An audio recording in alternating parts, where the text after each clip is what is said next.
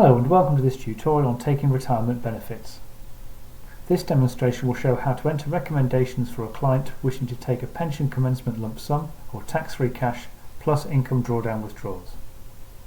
As you can see, we've created a test client here, and if I scroll down you'll see we've got an existing uncrystallised pension plan from which we would like to commence a drawdown.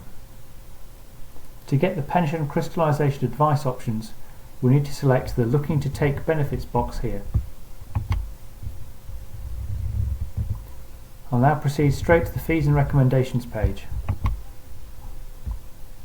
Upon selecting the advice to give, you can see that we are presented with various options for taking retirement benefits. If I would like to crystallise the existing plan and take drawdown in place, then I would choose this Drawdown Keep Existing option. Alternatively, if I would like to commence a drawdown via a new provider, I would choose Drawdown Transfer. I'm now prompted to enter the recommended new arrangements. In this case, I will demonstrate taking the drawdown via a Standard Life self-invested personal pension plan. As with the usual pension transfer, you can see that the transfers inbox has been populated with all the plans on which we're looking to take retirement benefits.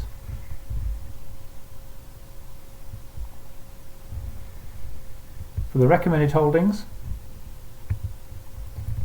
we can enter these as usual, and under contributions and withdrawals, the default is to cease any existing regular contributions upon commencement of retirement benefits. The default is also to take 25% tax-free cash.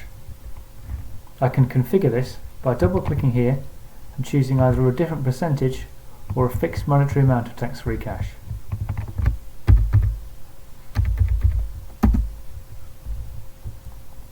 I can also enter the details of any regular payments that will be taken out. In this case, I will demonstrate adding a monthly income withdrawal of £1,250.